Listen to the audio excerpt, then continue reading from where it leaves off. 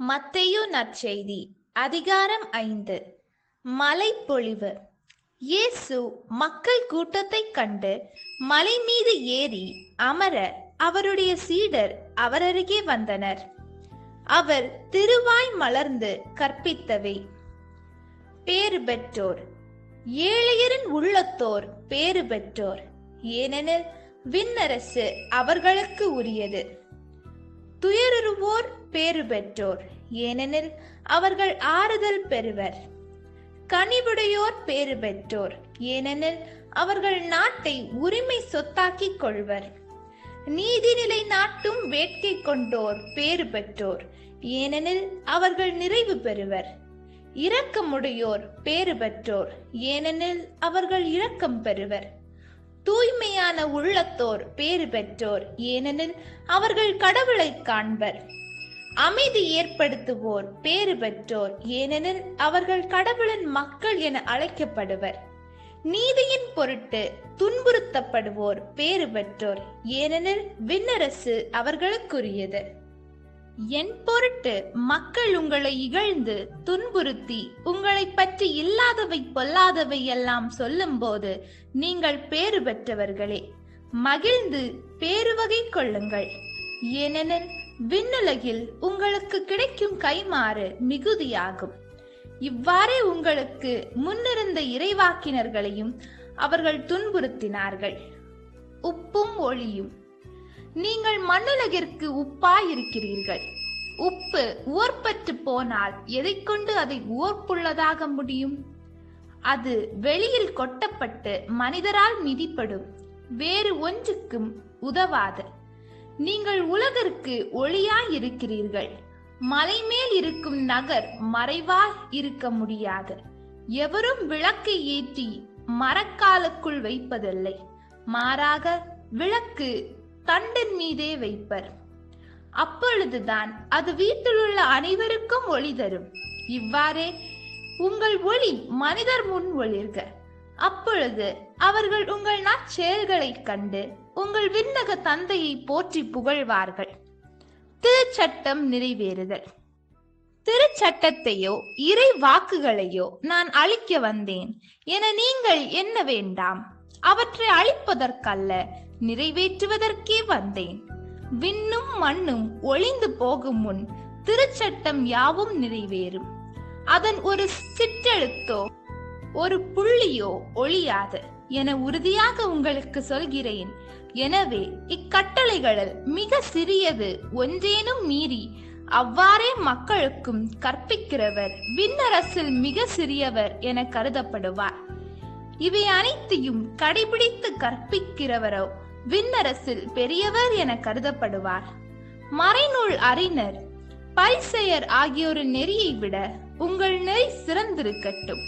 இல்லையெனில் நீங்கள் விண்ணரசுக்குள் புக முடியாது என உங்களுக்கு நான் சொல்கிறேன். சினங்கொள்ளுதல். கொலை செய்யாதே. கொலை செய்கிறவர் எவரும் தண்டனை தீர்ப்புக்கு ஆளாவர் என்று முற்காலத்தவருக்கு கூறப்பட்டிருப்பதை கேள்விப்பட்டிருக்கிறீர்கள். ஆனால் நான் உங்களுக்கு சொல்கிறேன், தம் சகோதரர் சகோதரிகளிடம் சினங்கொள்கிறவர் தண்டனை தீர்ப்புக்கு ஆளாவர். தம் சகோதரரையோ சகோதரியையோ முட்டாளே என்பவர் தலை மைசங்க தீர்ப்புக்கு ஆளாவர். அறிவிலேயே என்பவர் எரி நரகத்துக்கு ஆளாவர். ஆகையால் நீங்கள் உங்கள் காணிக்கையை பலிபீடத்தில் செலுத்த வரும் பொழுது உங்கள் சகோதரர் சகோதரிகள் எவருக்கும் உங்கள் மேல் ஏதோ மனத்தாங்கள் உண்டென அங்கே நினைவுற்றால் அங்கேயே பலிபீடத்தின் முன் உங்கள் காணிக்கையை வைத்து விட்டு போய் முதலில் அவரிடம் நல்லுறவு ஏற்படுத்திக் கொள்ளுங்கள். பின்பு வந்து உங்கள் காணிக்கையை செலுத்துங்கள். உங்கள் எதிரி உங்களை நீதிமன்றத்திற்கு கூட்டி செல்லும் போது வழியிலேயே அவருடன் விரைவாக உடன்பாடு செய்து கொள்ளுங்கள். இல்லையே உங்கள் எதிரி நடுவரிடம் உங்களை ஒப்படைப்பார். நடுவர் காவலரிடம் ஒப்படைக்க நீங்கள் சிறையில் அடைக்கப்படுவீர்கள். கடைசி காசு வரை திருப்பி செலுத்தாமல் அங்கிருந்து வெளியேற மாட்டீர்கள் என உறுதியாக உங்களுக்கு சொல்கிறேன்.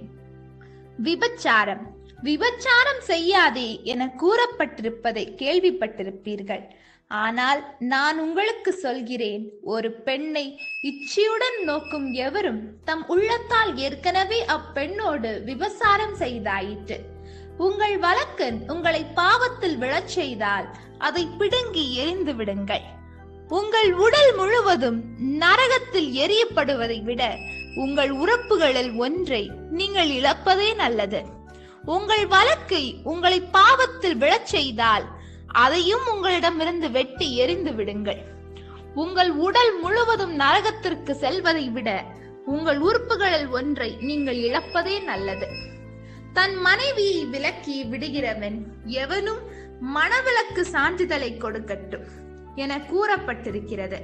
ஆனால் நான் உங்களுக்கு சொல்கிறேன், எவரும் தம் மனைவியை பரத்தைமைக்காக அன்றி வேறு எந்த காரணத்திற்காகவும் விலகிவிடக்கூடாது.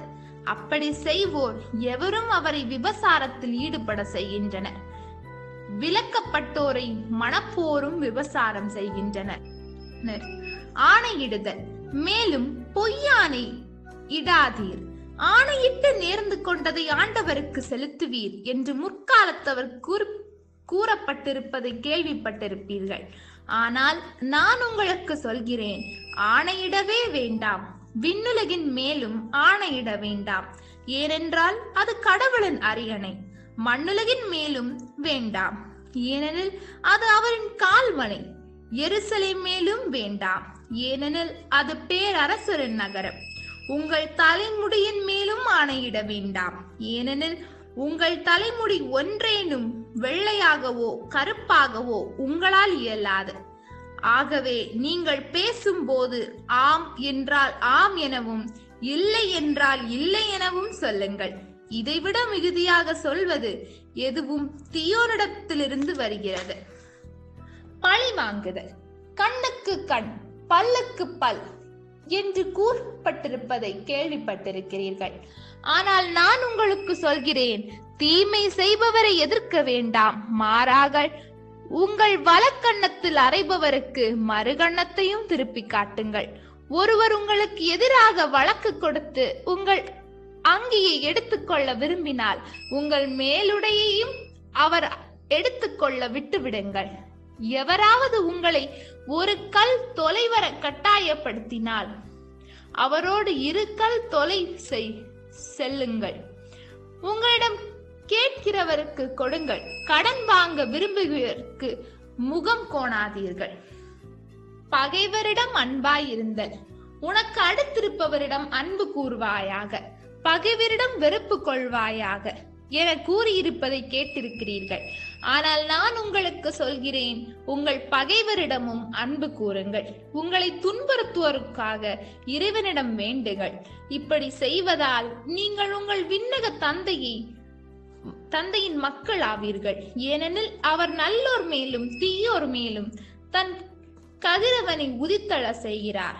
நேர்மையுள்ளோர் மேலும் நேர்மையுற்றோர் மேலும் மழை பெய்ய செய்கிறார். உங்களிடத்தில் அன்பு செலுத்துவோரிடம் நீங்கள் அன்பு செலுத்துவீர்களானால் உங்களுக்கு என்ன கைமாறு கிடைக்கும்? வரி தண்டுவோருக்கு இவ்வாறு செய்வதில்லையா? நீங்கள் உங்கள் சகோதர சகோதரிகளுக்கு மட்டும் வாழ்த்து கூறுவீர்களானால் நீங்கள் மற்றவருக்கு மேலாக செய்து விடுவதென்ன? பிற இனத்தவரும் இவ்வாறு செய்வதில்லையா? ஆதலால் உங்கள் விண்ணக தந்தை நிறைவுள்ளவராய் இருப்பது போல நீங்களும் நிறைவுள்ளவர்களாய் இருங்கள். ஆண்டவரின் அருள்வாக்கு. இறைவா உமக்கு நன்றி. நாம் அன்பு கடவுளின் ஆசியும் அருளும் இன்னும் பலருக்கு கிடைக்கப்பெற ஹோலி பைபிள் தமிழ் சேனலை சப்ஸ்கிரைப் செய்துவிட்டு இந்த வீடியோவை லைக் செய்யவும், மேலும் உங்கள் உறவினர் மற்றும் நண்பர்களுடன் ஷேர் செய்யவும். நன்றி.